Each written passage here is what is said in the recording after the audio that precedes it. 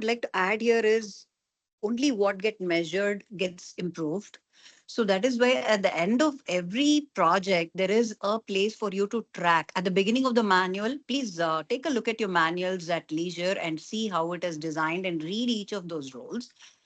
After doing that role, each time you do the role of a timer or wordsmith or MC or jam talks master or a peer reviewer, every time you do those roles, you need to get it evaluated and reviewed, because only when we get a third person's views, we know where our blind spots are, where we are already doing good and where we need to improve. So get the reviews from the meeting organizer or learning manager. And every time you do that role and you keep a track of it, you know how many more roles of this, because the manual is very carefully, we thought which roles are very essential based on the current market's requirements. So some roles you need to do just 3 times, some roles you need to do 5 times, some roles you need to do just once or twice. So take a look at it and plan accordingly, and according to your personal schedules, which week you're available. So fill the roles for the entire month or the next month based on your own availability also. So this actually reduces the load on meeting organizer and learning manager, so that they can just talk to the remaining people and sign them up. Number one. As this is a self-driven organization, it has to come from each one of us individually. We don't need, we're all adults here. We know what this is going to, how this is going to help. We don't need any selling or convincing. So when I know that this is what it is going to give me, let me just give in my 1,000 steps today.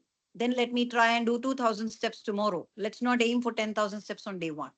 So that is one thing that I wanted to share. The second thing is every time we do a role, what we decided or discussed yesterday in the 3 to 4 meeting is, after the 8 to 9 meeting is over, if you can spend about 10-15 minutes, two good things can come out of it. We can network with each other. We can understand where we are and where we need to go, how we could have done this role better, or how we can give some inputs. The important thing is, when I do a role, I go and talk to Saro. How was my review today? Did I do a good job? Saro, as my mentor or an observer, a third person will be able to give me candid feedback, which he would not have given if he was reviewing my speech in front of everybody. One to many, we tend to give a very polished and very diplomatic feedback. Whereas one to one, when we give a feedback, it is much more candid, not a whitewash feedback. So this way, talk to people after the meeting or before the meeting. If you are the MC, instead of putting a message in the group saying this is the theme of the meeting, this is the word of the meeting, give me a 2 or 3 sentence introduction and about yourself, what you do.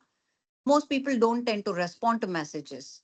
But if you call them, if you just message them and say, hey, I would like to talk to you for 5 minutes today, those kind of one-on-one conversations, trust me, will add to a lot of improvement. Will get you to know the other person better. They will get to know you better.